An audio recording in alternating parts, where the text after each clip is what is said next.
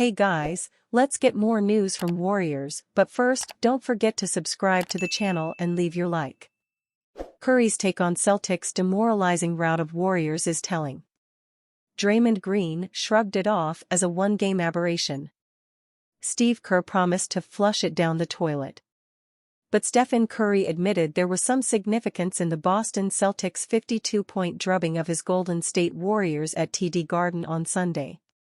They've stayed motivated, hungry, Curry told reporters after the game when asked about the growth he's seen from the Celtics since the 2022 NBA Finals. You always take those moments and understand you have to get better, and they've done that. The way they've been playing, they seem very sure of themselves and their identity and who they are. You give them credit. The Warriors opened the door for Boston by inexplicably leaving Jaylen Brown open in the first quarter. Brown responded by hitting 5 of 9 three-pointers in the first 12 minutes, as the Celtics made 10 of 16 threes overall as part of a 44-point first quarter. When you have a creative idea and it doesn't work and you're taking the ball out of the basket and they're hitting 10 threes in the first quarter, that's what we used to do at teams, Curry said. It's kind of demoralizing, especially on the road. That last bite from Curry, that's what we used to do to teams, is worth emphasizing. The Warriors at their peak had an undeniable swagger and an ability to bury teams under an avalanche of three-point shots.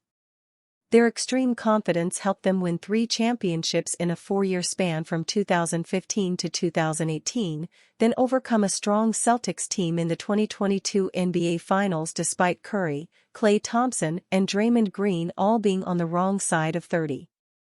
Curry apparently sees some of that swagger in this Celtics team, which owns one of the best point differentials in NBA history, 11.4, through 60 games, and is the first team ever with 3 wins of 50-plus points in one season. Of course, none of those gaudy stats will matter if the C's fall short in the 2024 playoffs. But it appears Boston's shortcomings in previous postseasons have motivated this squad to reach another level in the quest for Banner 18. They're hungry again, Curry added. The league is competitive at the top. They have a history that they kind of want to overcome. They're playing well right now. Whatever motivation they've taken away from that, it shows.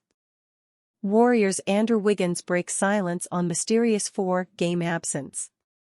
Andrew Wiggins said little about the reason behind his absence over the Golden State Warriors' last 4 games. But he declared he's ready to return to the starting lineup.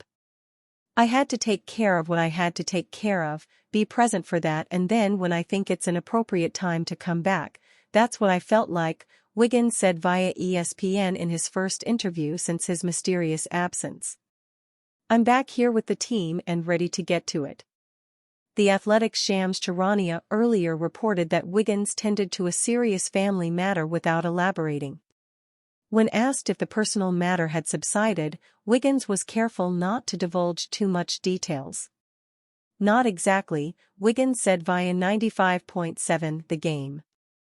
But I just have to take it day by day. It remains to be seen if Wiggins can return to where he left off. Wiggins, who was the subject of trade rumors amid his early season struggles, has regained his rhythm after remaining with the Warriors past the trade deadline. In his last 8 games since the February 8 trade deadline, Wiggins averaged 14.6 points, 4.1 rebounds, and 2.8 assists while shooting 51.7% from the field and 48.5% from the three-point line, solidifying his return to the starting lineup. Wiggins also missed 2 months last season as he attended to his father, who had a serious medical situation, according to Charania. Warriors coach Steve Kerr said via ESPN that he doesn't care about the basketball aspect when it comes to Wiggins' situation. Life is way more important than the game, Kerr said.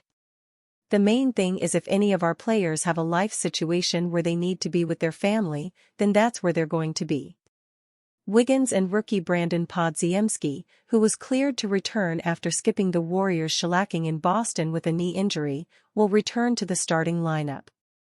Warriors coach Steve Kerr said Moses Moody, who started in Wiggins' place during their 3-1 road trip, will continue to earn rotation minutes. Moses will continue to get time, Kerr said via ESPN. He's earned it. He has really been so professional since the day he's walked into this building. I'm excited to continue to get him some minutes. Moody averaged 12.0 points, 4.0 rebounds, and 1.3 steals while shooting 40% from deep as a spot starter in the Warriors' last 4 games. Warriors superstar Stephen Curry, who was questionable with a knee injury before the Celtics' loss, wound up with a season-low 4 points in 17 minutes. He missed 11 of 13 shots from the field Sunday and bricked all 9 of his three-point attempts, including back-to-back airballs in the first quarter. Curry explained his decision to suit despite hurting his knee in their last game in Toronto. "We just wanted to make sure it didn't swell up any more than it already did," Curry told reporters. "I woke up this morning, and it was in a good spot when I tried to test it to see if I could not feel any pain when I was out there, and that's how it went. So it was a good decision to play just based on how it felt." Curry was not in the Warriors' injury report. Not a single Warriors player was listed, marking the first time since November that Kerr will have the full complement of his roster. Draymond Green started plotting to lure Kevin Durant to Warriors sooner than anyone knew. Kevin Durant joining the Golden State Warriors remains one of the most surprising and controversial moves in NBA history. Although this signing took everybody by surprise, Draymond Green admits he was plotting the move for a year. "When I signed my deal, BJ Armstrong was my agent. The conversation me and BJ had was, listen, here's your whole cap table. Here's what it is next year. The cap next year jumps to this. Look who's a free agent next year, KD. Here's what you can take and y'all still be able to pay him max," Green said on Carmelo Anthony's 7 p.m. in Brooklyn show. Green then recalled that he took $3 million less than he could have, thinking it would have helped the Warriors add more pieces to the roster. Following a painful end to the 2015-16 NBA season, the Warriors decided to go after Durant, ultimately landing the 2014 NBA MVP. That partnership paid up instantly, resulting in 3 straight trips to the NBA Finals and 2 championships in 2017 and 2018. This move will always be criticized by fans, but Durant and the Warriors have moved on from that and still try to win after going separate ways. The Warriors won another championship in 2022, with Stephen Curry winning his first final MVP, while Durant has been unable to relive the old glories with the Brooklyn Nets, 2019-23, and Phoenix Suns. Several years after Durant changed the NBA forever, this remains a sensitive topic among fans. Still, there's nothing anybody can do to change history or take those titles away from the Warriors.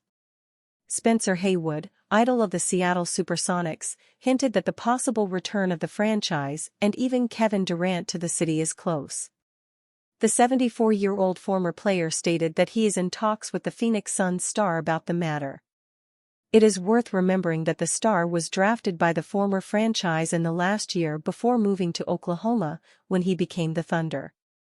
Haywood spoke about the conversation with the star in an interview with journalist Jake Udy from the Hoops Hype portal. The Seattle franchise's historic power forward is a personal friend of the player's family. Of course, we all want the Sonics to return to the NBA. I would say this can and should happen soon. In fact, someone I recently spoke to about this was Kevin Durant. We talked about it at this year's All-Star game in Indianapolis, Haywood revealed. I can't really go into too much detail. There are some secret things going on, and after all, I was with your family there. It's not the kind of thing you talk about, because it's private.